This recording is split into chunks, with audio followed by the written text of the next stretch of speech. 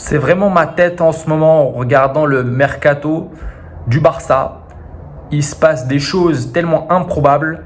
Personne ne comprend comment le Barça arrive vraiment à recruter tellement de joueurs alors qu'ils avaient des dettes colossales.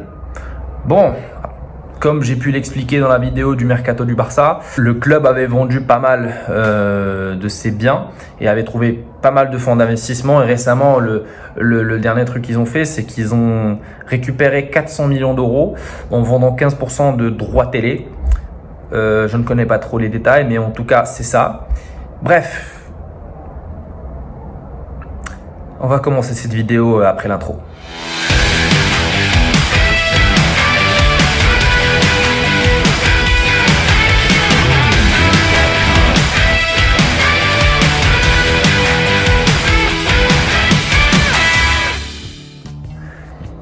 Salut les gars, j'espère que vous allez bien. Bon, même décor, deux vidéos tournées le même jour. Et aujourd'hui, je pense que vous l'avez tous vu, la rumeur et la piste Bernardo Silva vient d'être activée de nouveau.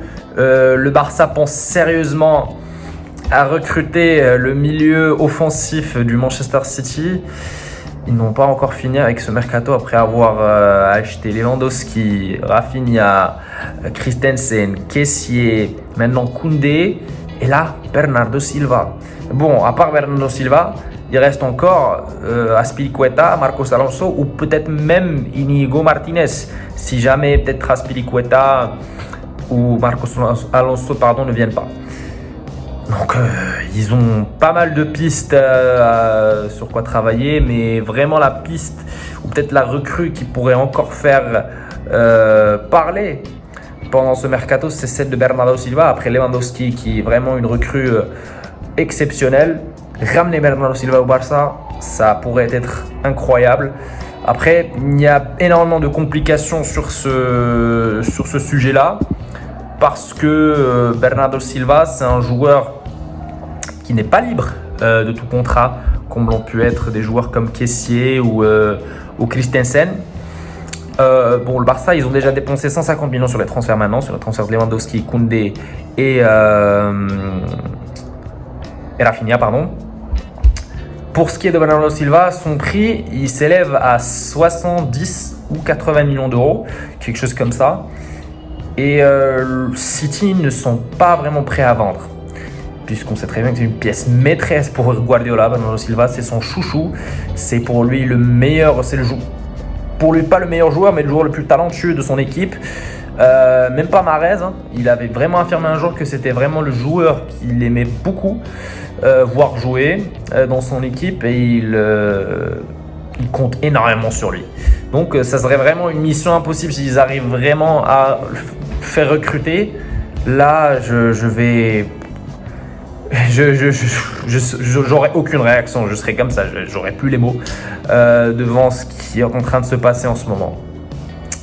Du coup, ce qu'il faut savoir aussi, c'est que le Manchester City, certes, ils ne sont pas prêts à vendre Bernardo Silva, mais ils sont sur une piste d'un autre milieu offensif qui est vraiment très bon aussi, c'est Lucas Paqueta, milieu offensif de l'Olympique Lyonnais, le Brésilien.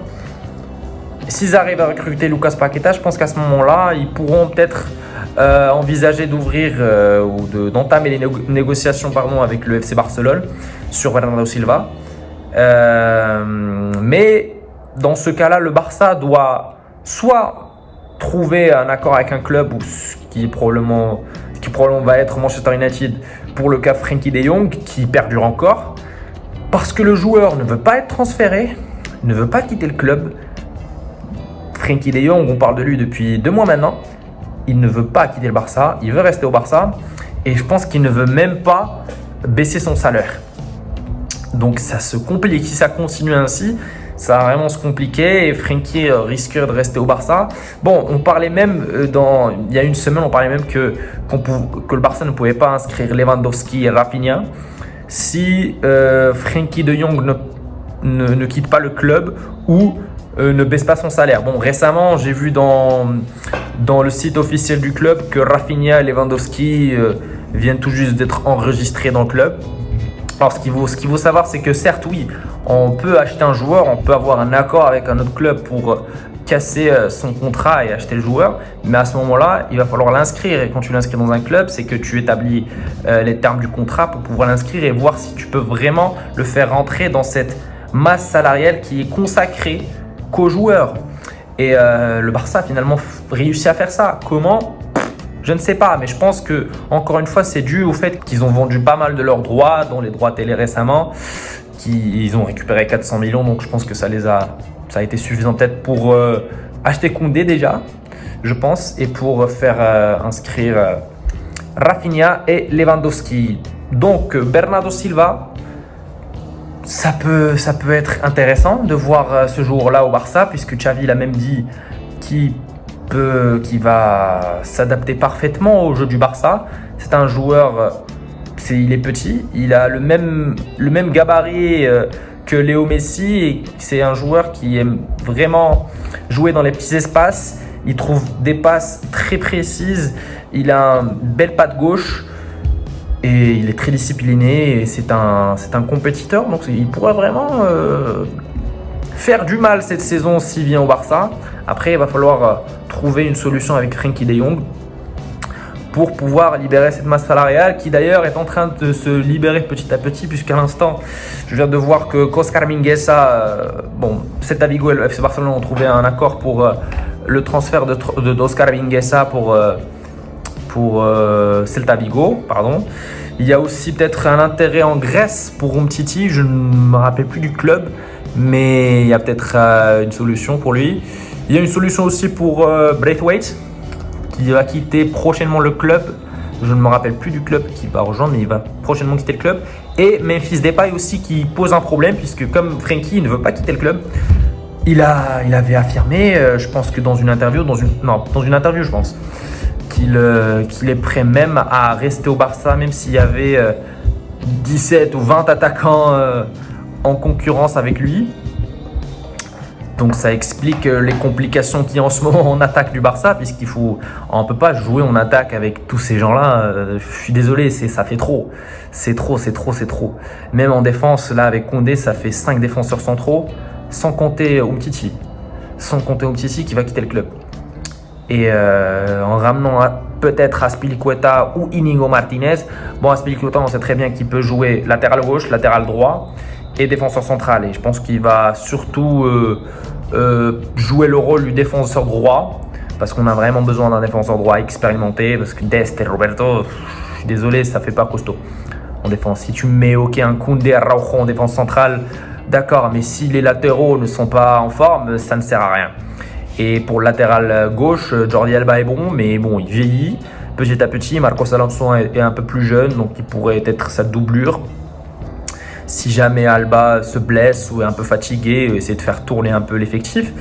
Et comme l'a pu dire Xavi aussi dans une interview, c'est bien d'avoir autant d'options, parce que ça permettrait au club de reposer les joueurs sur qui il va compter peut-être sur un match très important, etc. Et c'est la clé pour n'importe quel club qui a réussi ces dernières années dans les Ligues des Champions, c'est parce qu'ils avaient vraiment un bon touche qui était très puissant et très performant. C'est-à-dire qu'à chaque fois qu'ils vont faire rentrer un joueur en deuxième période, il va être efficace et il va être décisif. Tu ne peux pas avoir un bon touche qui sert à rien. Tu ne peux pas avoir un bon touche où tu vas te servir de joueurs qui vont rentrer 2-3 minutes et qui vont rien faire.